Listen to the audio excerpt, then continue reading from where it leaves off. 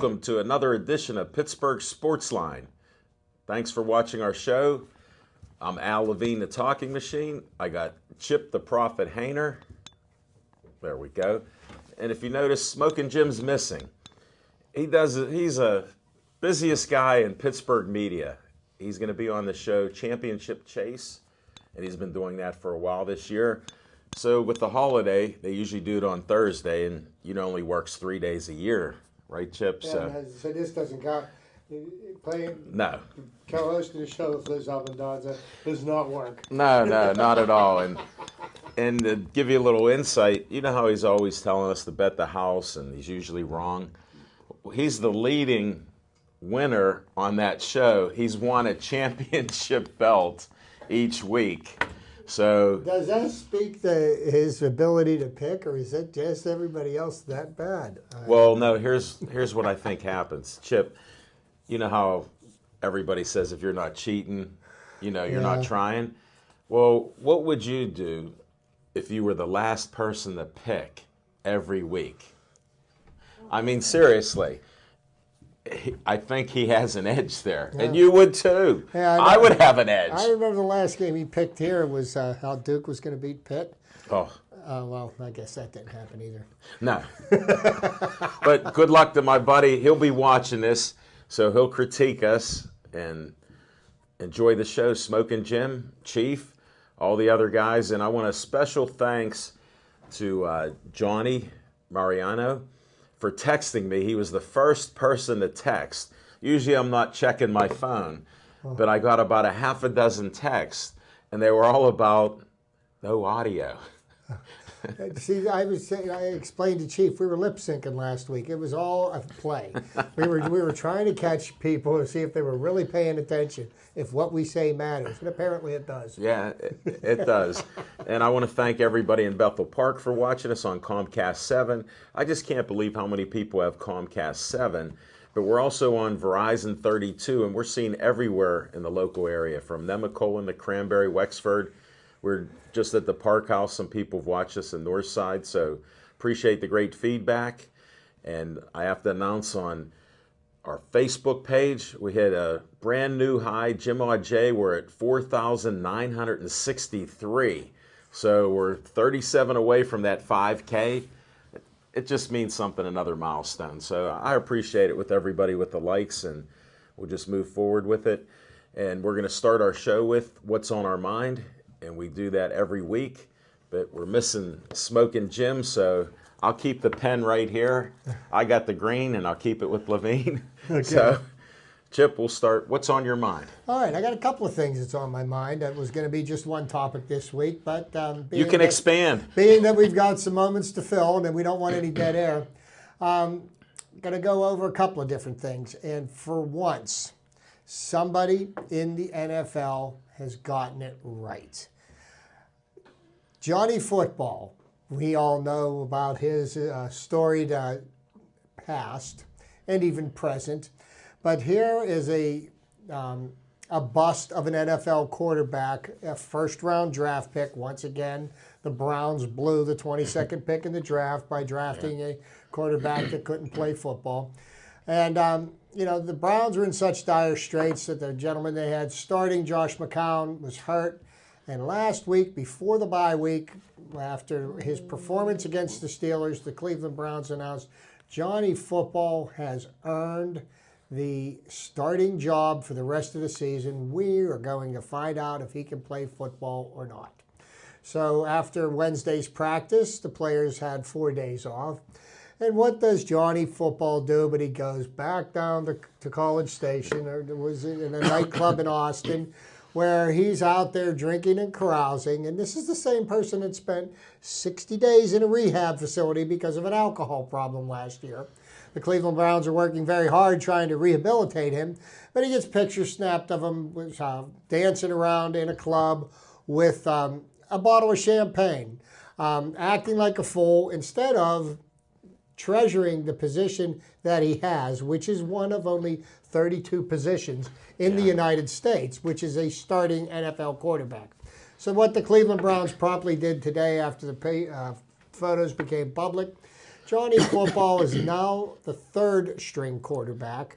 He has been moved all the way down to the bottom of their depth chart. And I applaud the Cleveland Browns. There's not much I've ever applauded for the Cleveland Browns, but I applaud them for dropping the hammer on him and letting him and the rest of the world know that, hey, you know what? If you want to be a starting quarterback in the NFL, this isn't a joke. It isn't fun and games. You're getting paid millions of dollars. Some people may say, oh, it's not fair. He's a young man. He has the right to go out and do his thing. Well, you know what? No, he doesn't. He's a quarterback on an NFL team. These are billion-dollar franchises. He's entrusted with guiding their offense. And if he doesn't take his job seriously, he doesn't have to have his job. If it was up to me, I'd cut bait with him right now because you're not going to get anything for him in a trade. Whatever money you spent on him, you wasted. Any money you spend on him in the future is wasted. So way to go, Cleveland Browns. That's point one. Part one here. Number two, last weekend there were 8 high school semifinal football playoff games played on Friday night. There were 3 or 4 games that were really games to watch. Very memorable battles fought. Steel Valley almost upset South Fayette. Steel Valley played their heart out, came up just a little short. South Fayette is going to be meeting Aliquippa for the AA championship. Those are the 2 best teams in AA. Got to tip my hat to Steel Valley. They played way above their heads because South Fayette ran them out of the Steel Valley Stadium just about a month ago. You had the Pine Richland Penn Trafford game, and I know that Jim does not have a very fond affinity for the Penn Trafford team, but they came from behind. And with 7 seconds left on the clock, Brett LaFoon, and I will get to him later, completed a touchdown pass for Penn Trafford to remain undefeated, go into the championship game this weekend after Central Catholic returned the favor to Woodland Hills, who beat them earlier this year, and beat them, and they're going back to the championship. So there's games that were worth watching. Well, Root Sports, which is our local sports network that carries the Pirates games, the Penguins games, well, they have also bought the rights to all the WPIAL football games. Well, searching the channels on Friday night, trying to catch at least one of the high school football games, wasn't able to do that. For whatever reason, Root Sports chose not to broadcast the games. Now, there are plenty of local stations that would have loved to put one or some or even all of the games on TV. And wouldn't that have been great? Because the only thing bigger in Western Pennsylvania than high school football is, of course, the Steelers. Yeah. But, I mean, high school football is huge. You know, they did get around, oh, by the way, of replaying the game Sunday night. But this is after the fact. Yeah. It kind of takes a little bit away from enjoying a game. So my question is, why is Root Sports buying up the rights to something that it doesn't plan to use? And if they aren't going to use it, sell the rights to somebody else that will broadcast it, because there's a lot of people that would enjoy watching some quality football. But subsequently, Root Sports didn't feel that was necessary. You know, and here's the thing: you got Championship Saturday coming up. Yeah. Championship Saturday is all 4 high school, all 4 classes in the WPIAL will be playing their championship games Saturday. So you've got a game. The first game is Jeanette and Clareton. Clareton, I thought. Yeah, Clareton. I'll get it right here. Go ahead. You got it's Clareton and Jeanette will be playing at 11 o'clock on Saturday. The 2 o'clock game, Root Sports decided they were going to make that the Quad A game, which is generally the most popular of the games. It's going to be post Central Catholic against Penn Trafford. Well, we've got great matchups in the AAA with Central Valley and Thomas Jefferson. And you've got the game of the day, I believe, which would be South Fayette and Aliquippa playing. They're ranked number 1 and number 2 in the state. And I think that would be the best game. But nobody's going to get a chance to watch that because of Root's prior contractual arrangements with the Penguins. Yeah. So they moved the Quad A game up to 2 o'clock so that they could get people to watch that because they're going to be able to broadcast that game. They put a stinker on, like Clareton and Jeanette at 11. Why didn't they move the double-A game up, which is something more people would be interested in seeing. Okay. Sure. But no, we can't do that. So, when they'll broadcast the games is after the fact. And once again, you're going to be watching a game on television that you already know the outcome of. And it kind of takes a little bit away from it. So shame on Root Sports. I mean, if you're not going to broadcast the games, then why tie up the rights to them and your contractual obligations when there are other people that would be willing to broadcast them? And, there is a lot of interest in people wanting to see that. But Oh, yeah. There's shame no on doubt. Root Sports. That's what's on my mind, Alan. All right. Well, that was a good opening there. I'll get my promos out since I know that'll take a while. We got a few. First is Rosie ready to do a close-up on Olive Oil's Pizzeria. I think Rosie, she finished her piece of pizza already. So must have been good. If we can get a close-up on there. Should I move it? Folks, this is live TV. But anyhow, call 412-831-1900 and you can order up your pizza. Tell them Pittsburgh Sports Line ate their pizza. We liked it. And they're right up there at Hillcrest Shopping Center. There we go. Nice little menu there. Thank you. And I have a couple more things to bring up. Do they have a second location? Yeah, they actually have 3 locations now. I drove past They're- one. Yes, they're in down in Canonsburg. Canonsburg. I was down that way. And they opened up a new one in Washington, Okay. downtown Washington. I So- saw, drove through Canonsburg yesterday, and Yeah, that's the original came across store. it. Okay. Yeah, shout out to Frank. We appreciate it. Here's another promo. This is a little early for your Christmas plans.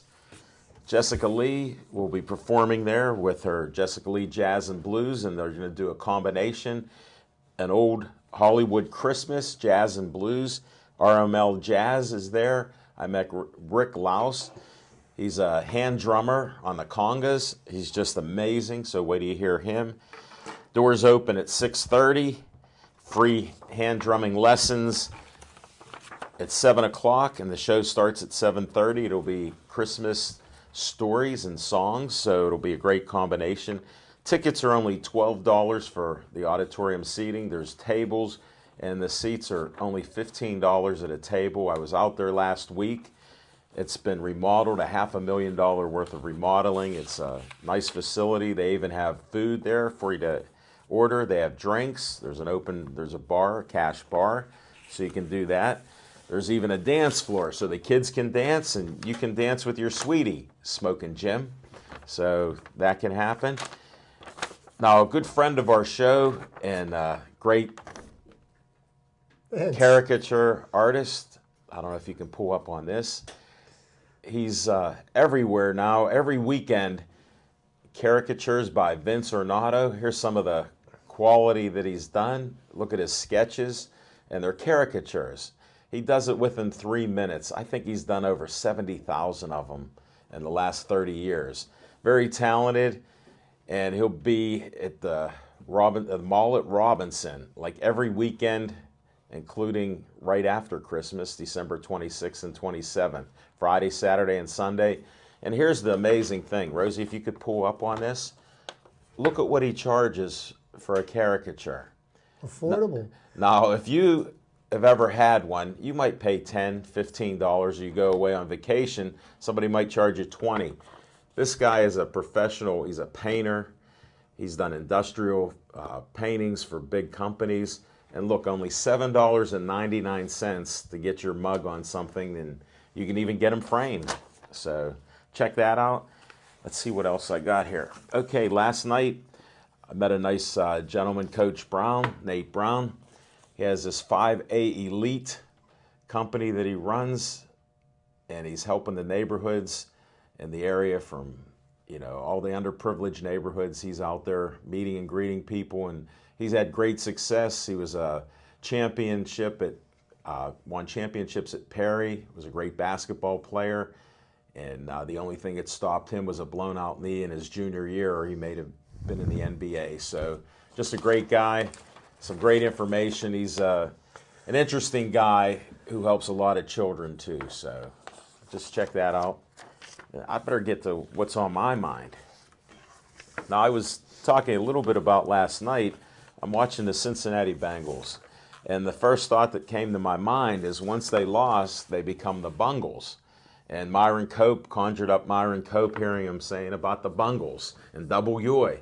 And sure enough, what looked like an unbeatable team looks like there's cracks in the wall, and now the Steelers actually have some hope. I was saying 8-8, but the way the league around them is sort of faltering, there is some hope. We play Cincinnati again.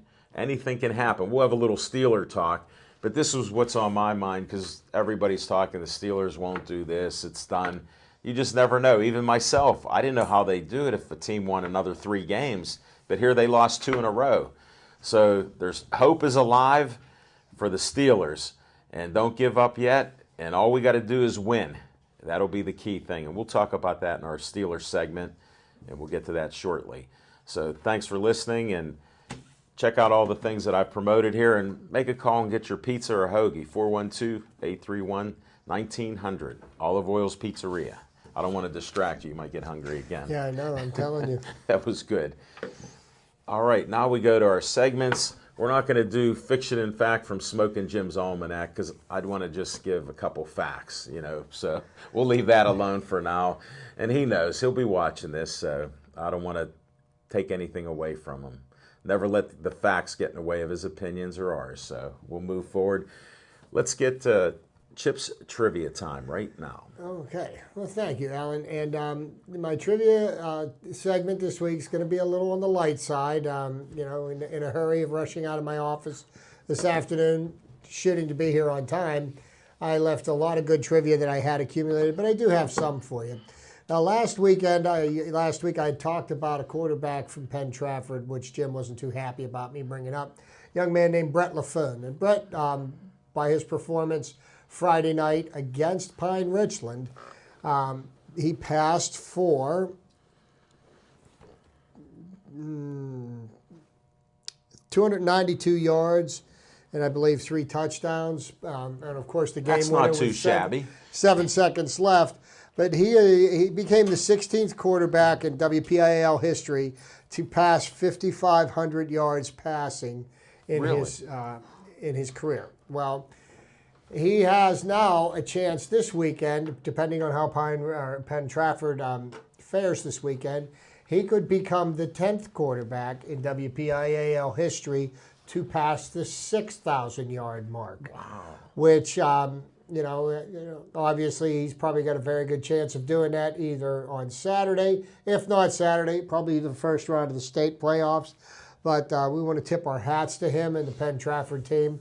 And, Jim doesn't have a lot of love for them because the head coach of the Penn Trafford team was somebody that used to be an assistant coach at Gateway.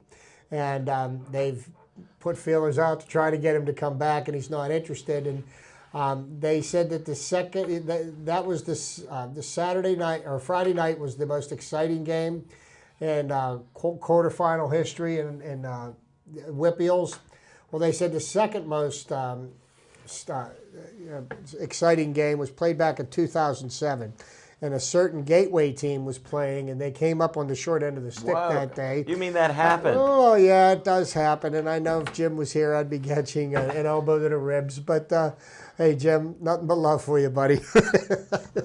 Those things do happen. Now, just getting into, touch on some statistics from last week. The top rusher last weekend's game is a kid. It's a monster. I believe he's already agreed to play for Pitt. His name's Kazon Pugh out of Aliquippa.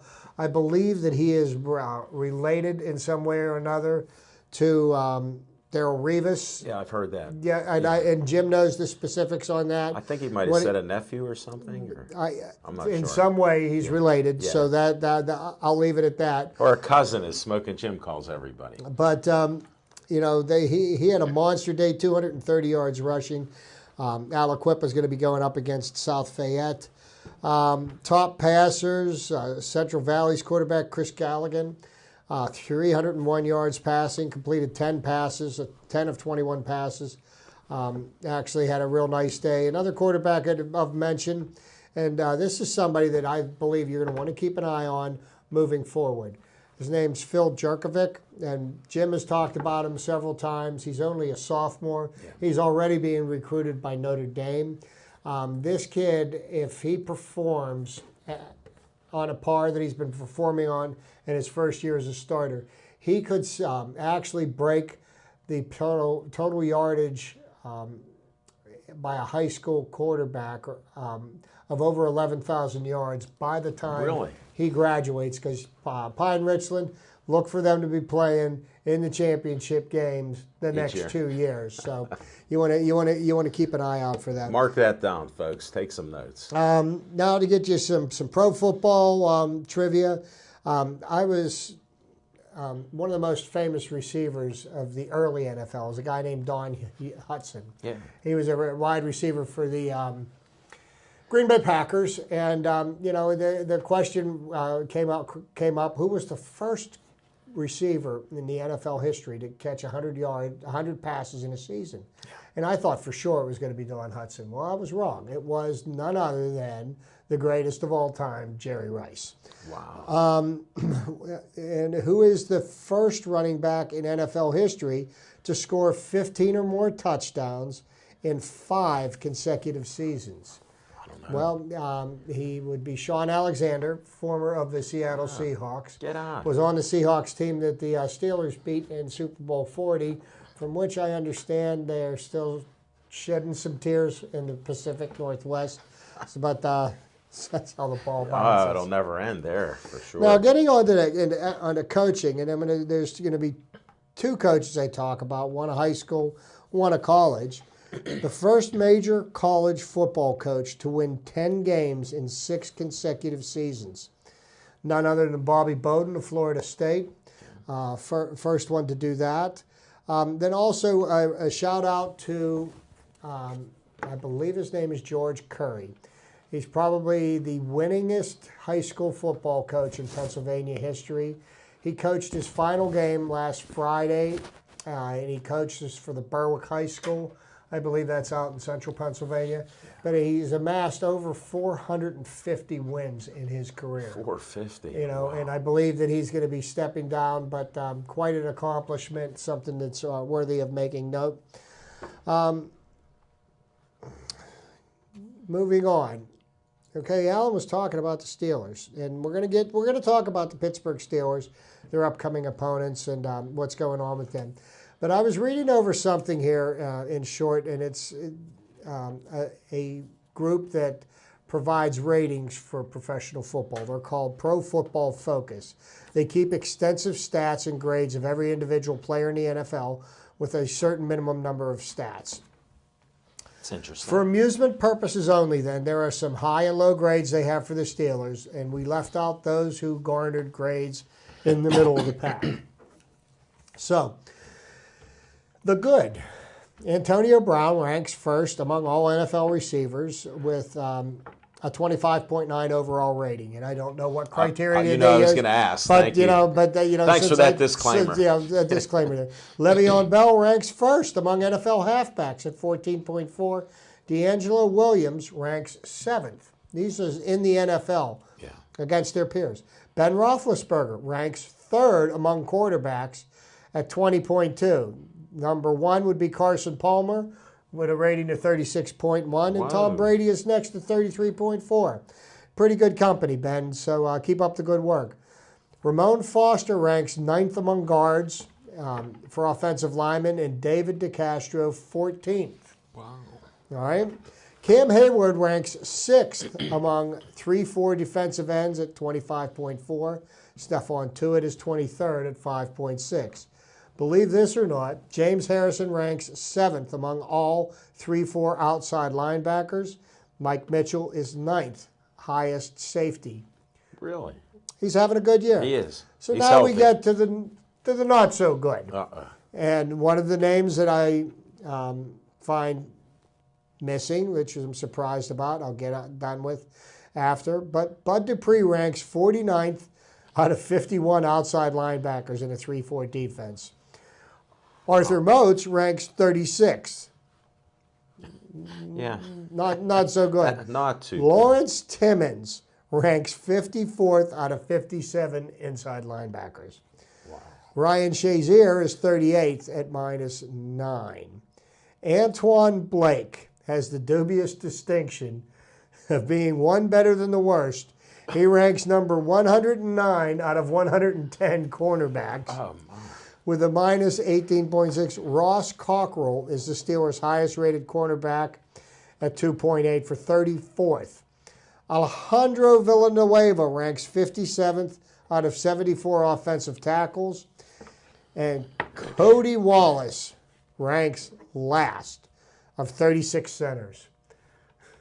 So now Chris Boswell is the 50th of 52 ranked kickers overall.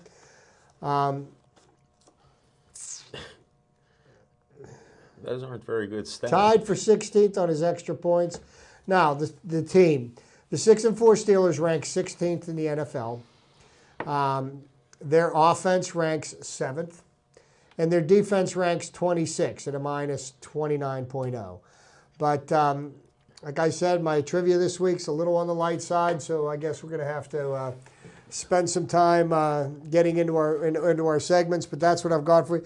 But that's interesting, because if you look at these statistics here, you would say this is a Steeler team that is on the verge of being what I predicted before the season started, a 6-10 football team. Yeah. And they certainly do not look like that. Actually, they look like one of the odds-on favorites in the AFC to make the playoffs. Now, whether or not they can make the win the division, well, time will tell. We got 6 games to figure that one out, and we'll get into that more when we get into our Steelers segment. Yeah, well, thanks, Chip. I appreciate it. That was a good segment anyways. Yeah, definitely. I had a lot more information that was good. I'm sure you're high in school depth. statistics, Yeah. But hey, I did the best I could on an arm. Yeah, that's all. No problem there. I'll do our little on-location segment. We had a great time, another great show at Zamir's The Park House.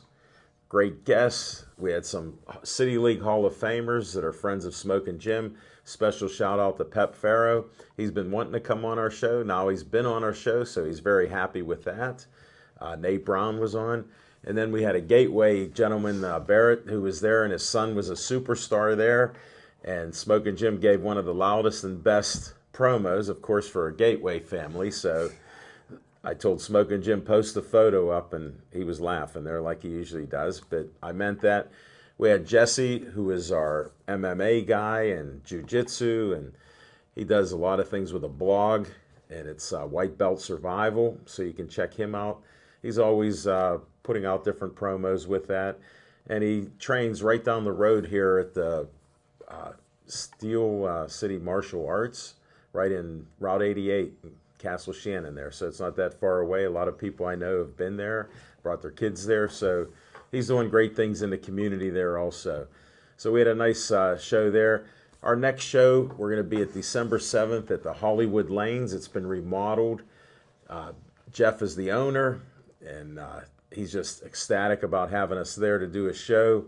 And they have cosmic bowling. They're even going to have duck pins. Where's the Hollywood Lanes located? It's in Dormont Village, okay, right in the middle. Right, just it's 2 blocks, about yeah.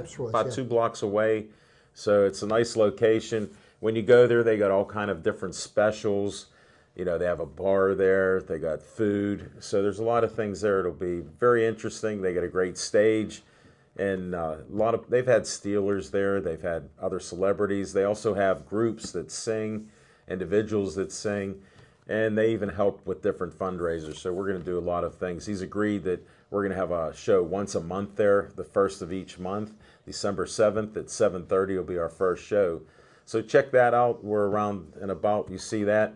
And Devin sent me a text. Now we're at 4,964 likes. So Just keeps getting better and better. Yeah, and just in the last 2 weeks, Chip, what's amazing is we've gotten over 60 likes. So we're moving forward slowly but surely. People are watching the show. I thank the thousands of people that are watching us on Tuesday nights. In every community, we get a lot of great feedback. And just like when we didn't have that audio, I posted on a few places, and people go, oh, thanks for doing that, because we couldn't hear you. So we did get some nice feedback there.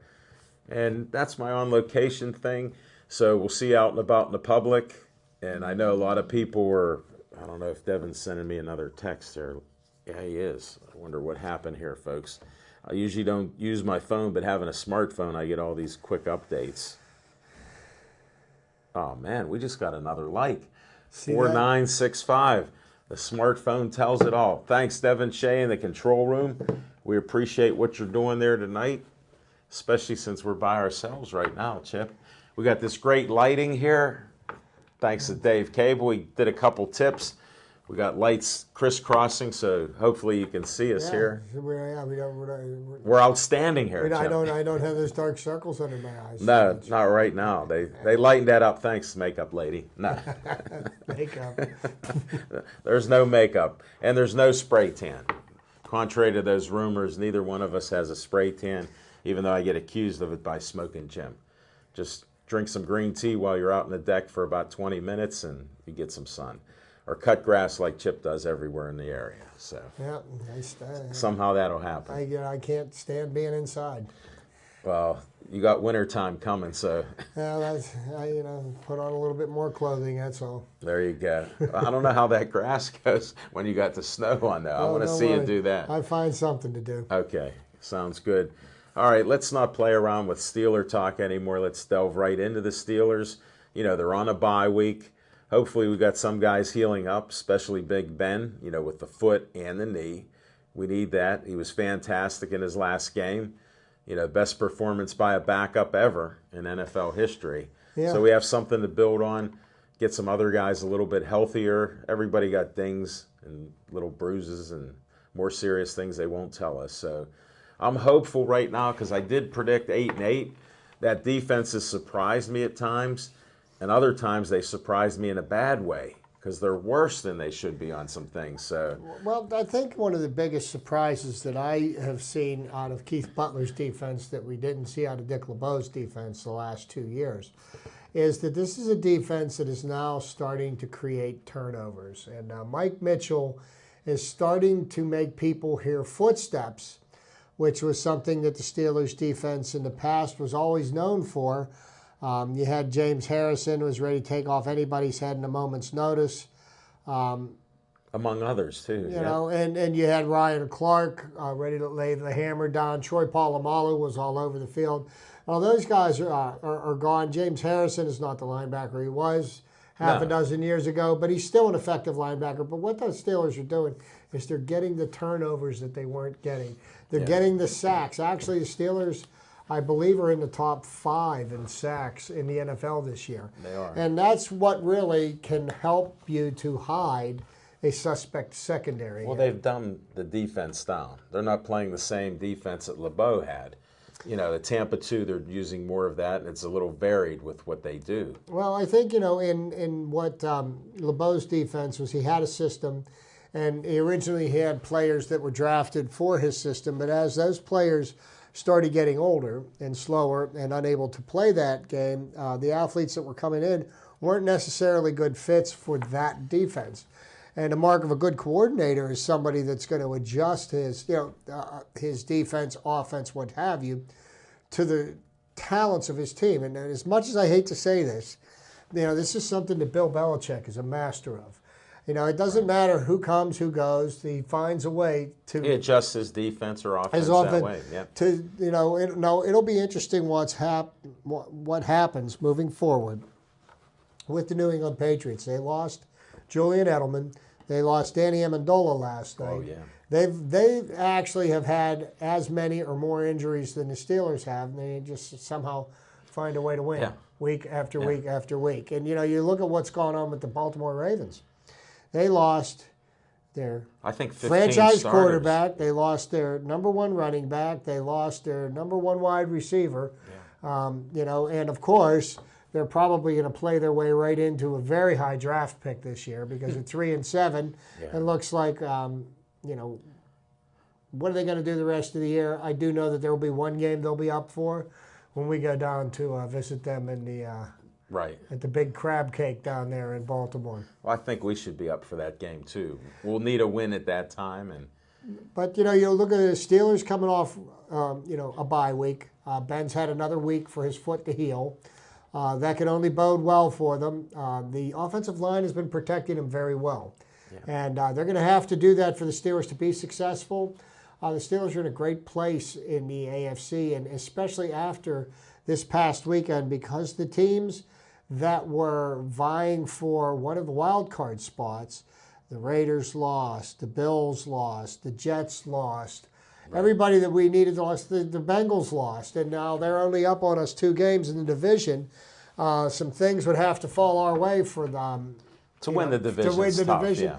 But really, what the Steelers need to focus their energies on, and if you listen to Tomlin's press conference today, is they just need to handle their business. Sure. They don't need to worry about what anybody else is doing.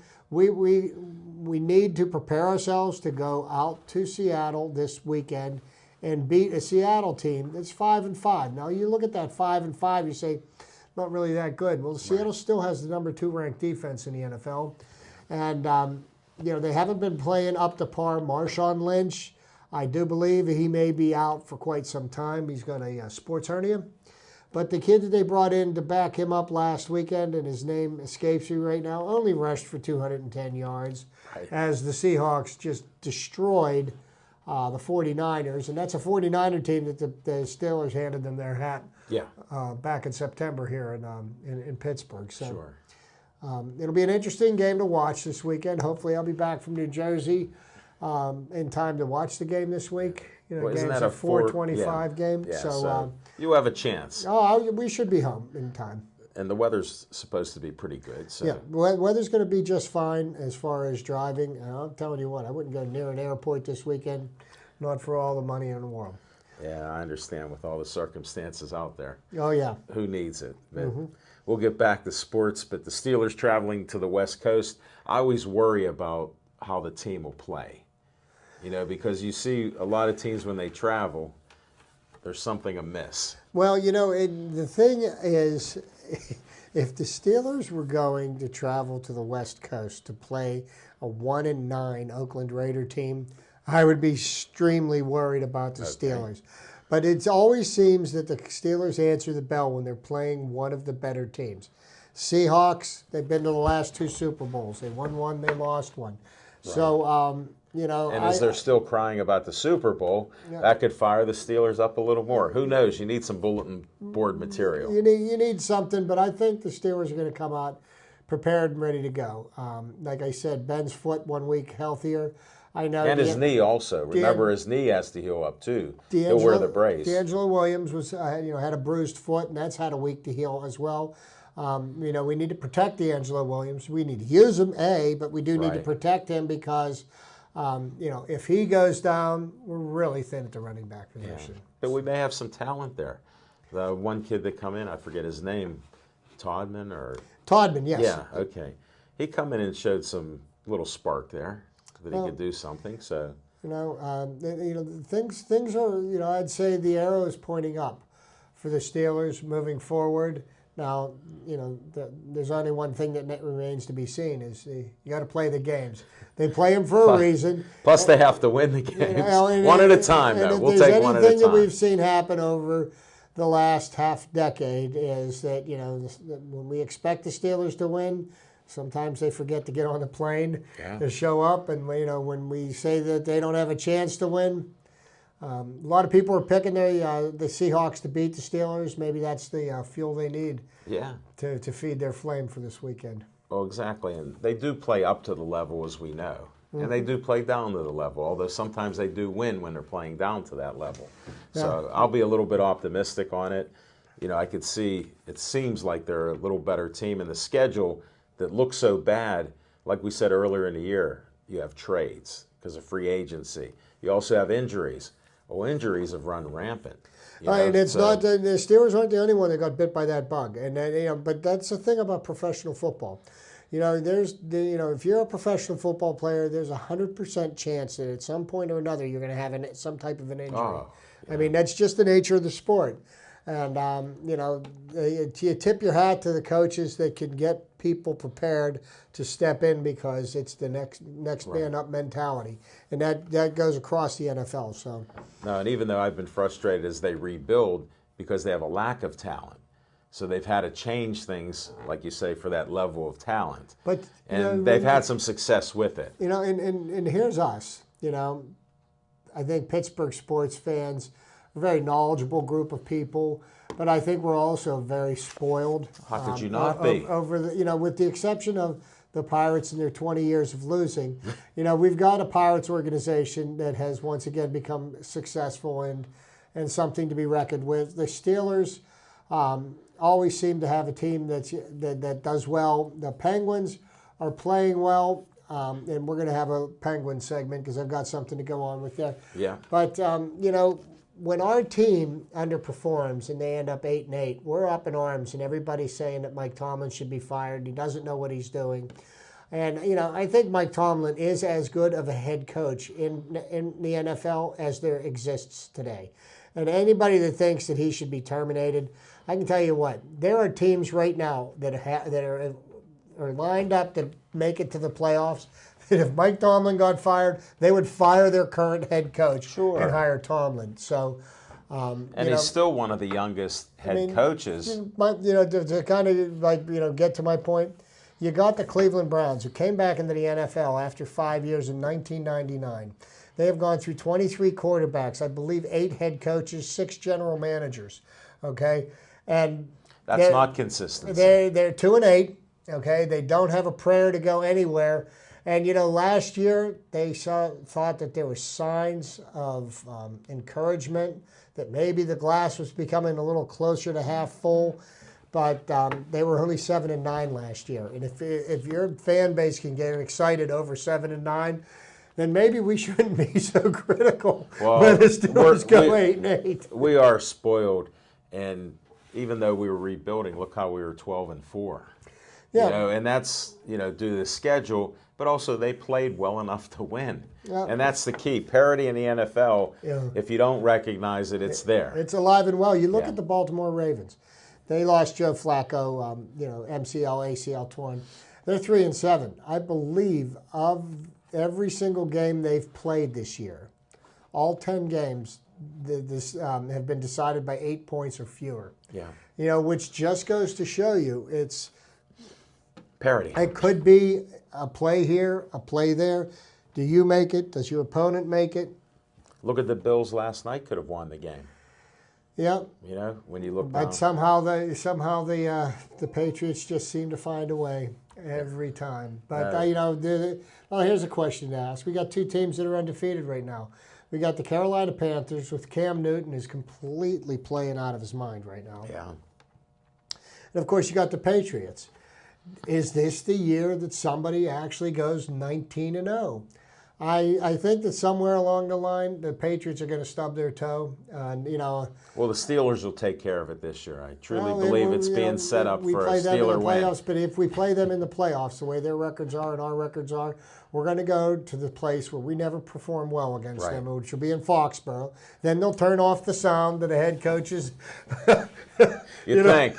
Oh yeah, they will. They'll pipe in some Grateful Dead music or something so that they can communicate. But this, and you know what? Roger Goodell, in his infinite wisdom, will assure us that the NFL is going to investigate this thoroughly. Like everything. Which and to speak to that.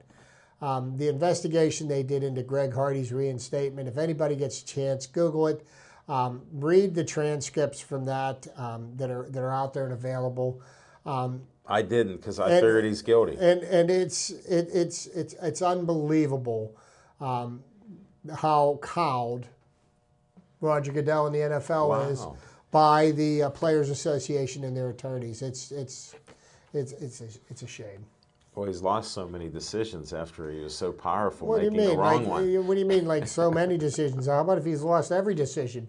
Yeah, show what me has he one won? that he's won. Yeah. Show me one that he's won, and he hasn't yet. No, that's a great point. Hey, we're going to leave the Steelers.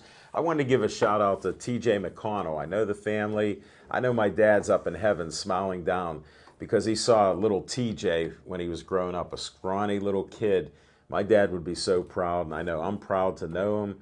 See what he's done from Chartiers Valley, transferred to college out of Duquesne, where they signed him up like as a sophomore, went out to Arizona. Who would think he's playing in the NBA. He's actually doing well. Yeah, and, And that's a nice thing to hear out of Pennsylvania here, especially Pittsburgh. And and it's ironic that he comes from a very basketball heavy family. He's got a younger brother who's Matty's playing for Robert Morris. He's staying local, and and his father may give him the same advice that he gave TJ. TJ was playing here at Duquesne, and people were saying, you know what, he needs to go play against better talent, and that's why he worked out the transfer to Arizona.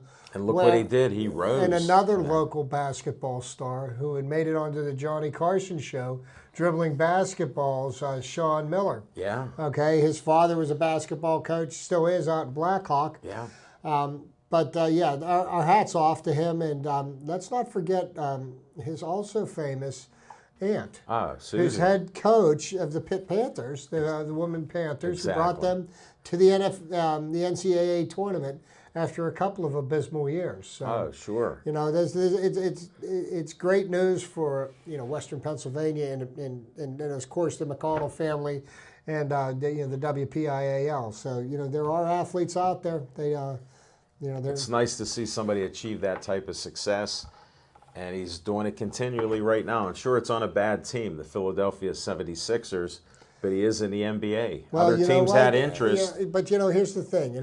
Maybe the misfortune of the Philadelphia 76ers, who haven't won a game yet this year, is giving TJ the opportunity to play and showcase his talents. And now people are seeing that this kid can play basketball, and he may ultimately end up being the starting point guard on this team. And the fact that they haven't won a game is not a result of his play. I mean, it is you have to look at the coach, and the coach is coach, right? And the players play the game, right. But maybe they don't have the athletes they need, but they do have a piece there that they can build. He's with. Consistent. Look at the assists. I think he's like 6 or 7 assists a game. Yeah. Around the same amount with points. And he's not turning the ball over. No. And and he picked LeBron James clean one night, and passed it off to for a layup for somebody else. And I'm going to tell you what, you would think the kid would be starstruck. LeBron James, everybody's thinking. Well, they usually let him come up the court. But usually people step out of his way, right. And nobody told he didn't get that memo, and I like that. It shows some grit. Well. He comes from a gritty family here. There's no doubt. Yep. So I just wanted to bring that up. So now to get to some Penguin talk. Yeah. And we've got Pitt football to discuss after that. Yeah, we did. And we need just a couple of minutes. The Penguins. This is a team that's in the process of trying to find itself. They're finding a way to win games. They're not doing it with the flair or the flamboyance that we've been used to seeing. Sid Crosby's having a power drought. That power outage, I call it. But still, the Penguins are finding a way to win more games than they lose. But I read something interesting today. I got an update, and it listed Forbes magazine listed the top NHL franchises, and for the first time ever, the New York Rangers were the #1 ranked NHL franchise, worth $1.2 billion. Wow. Montreal Canadiens were number 2 at $1.15 billion. From that point, everybody else was under $1 billion, and I did not see a certain team from Pittsburgh even in the top 10. The list was cut off, and I didn't go any further because I didn't have much time today. But the number 10 rated team by Forbes magazine was the Washington Capitals at $565 million. Not a bad chunk of change. Here's where the problem lies. Mario Lemieux and Ron Burkle were trying to get $750 million for the Penguins, and they would put them up for sale earlier. Now, I do know that they have land ownership rights where the Civic Arena used to be, and there's developments going to be going on there. But who in their right mind would pay $200 million more than a team is worth? I don't care who you've got on the roster. Right. The Penguins' star is starting to fade somewhat, and the only thing I think that could get that changed is for them to have a deep run in the playoffs this year. And I don't know if this team is built to do that just yet. But let's not lose sight of Fleury, the fact. don't count him out on anything. No, it's mean, it's November the 24th, okay? Yeah. Now, if this was April or say this was March 24th and we're still stumbling around, then we'd have big problems. They've got a long way to go. Ali Mata was horrifically injured last week. Can't believe that, a penalty wasn't called on that, No. that there was no suspensions, no discipline from the league. He was checked into an open door, has sustained internal injuries. And I don't know if Ali Mata, I know he's got a tremendous I heard he amount hit of the talent. ice. He was on the ice today. He's got a tremendous amount of talent. And, and his future looks bright. But, boy, I'm going to tell you something. This is a kid that has had a bigger run of bad luck than Sid Crosby's had in the last 4 or 5 years. I mean, this kid's had both shoulders operated on. He had cancer. He had mumps. I know. Is it going to get any worse for the kid? I'm Just afraid don't say not. it can't get any worse, Well, but let's get better. But Get healthy. now, on a positive note, he was out on the ice skating today. He's probably still 2 to 3 weeks away from being able to come back. But the fact that he's back on his feet and he's back on his skates is going to bode well for the Boy, he Penguins. is 'cause they young. need him. What's he, 22? 20, I believe. 20? Okay. I don't even think he's old enough to drink yet. Okay, well, that's good then. Yeah. He doesn't need that. No, he doesn't need those kind of No trouble. doubt. But So where are we gonna go? What do you the wanna Penguins got the St. Louis Blue Notes tomorrow night before Thanksgiving. Now, next thing we got to go is, if anybody would have told me after 11 games that the Pitt Panthers would be 8-3, I would have signed up for that in a heartbeat. And Pitt has a pretty nice thing going. Pat Narduzzi's got a good thing going. The thing that impresses me the most about this Pitt team is their ability to make adjustments, and they seem to be a stronger team in the second half than they are in the first half. Now, this past week against Louisville, they had their best 15 minutes of football in the second quarter. Right. I believe they scored 35 points in the quarter. Now, Louisville looked like they were going to climb back into the game. Yeah. But the thing that the Pitt team didn't do was they didn't collapse. Right. They stood up. They got a couple of scores towards the end of the game to kind of ice it. And I believe a young man who has been much maligned, injured, had 5 sacks in that game. He's a kid that played from Woodland Hills. Yep. And he won the Defensive Player of the Week award in the ACC. And it seems like every week some other Pitt player is winning an award as ACC Rookie of the Week, Offensive Player of the Week. There's some talent. If you notice, Narducci's a defensive guy. And that defense, looks so much different from last year. And it's basically the same players. A couple new players, of course. I think one of the best things that could have happened to Pat Narduzzi was him being invited to go down to watch the bowl game last January when Pitt got completely embarrassed. And saw, because he saw right there, live and living color, right in front of him. Couldn't miss it. This is what our defense, and the team is playing much better. Now, they play University of Miami at noon on Friday, Heinz Field. Pitt could literally end up the season 9-3. 9-3. Imagine it. It's just, it's beyond belief that you would say that a first-year head coach, basically with none of the athletes that he recruited, with the exception of Jordan Whitehead. Right. It was a gutsy call in the Iowa game to replace Chad Boytek with Nate Peterman. Yeah. And Peterman's done nothing but rise to the task. Here's a stat. You've probably seen it, but from the last game and the first half, in 60 minutes, they scored 63 points. When do you even hear of Pitt doing that? So that's like in a 60-minute full game, scoring 63 points if you need to do the math, which is amazing. Once again, the arrow's pointing up, to use one of Coach Tomlin's. Right? I mean, I think, they're starting to get some of the local talent. This Kazon Pugh from Aliquippa, he's good. And we've it's talked nice about to that see. before. When you have some success and you have local kids doing it, Then you're going to have more of them come here. Why wouldn't they? And more success is going to breed more fannies in the seats coming to the game. You know, Pitt fans have been so maligned for the last 30 years. Every time they got a little hope in the Pitt football program, and, you know, the rug got pulled out from under them. Yeah. So I understand that people are not coming out in droves yet. But unless Notre Dame plays here.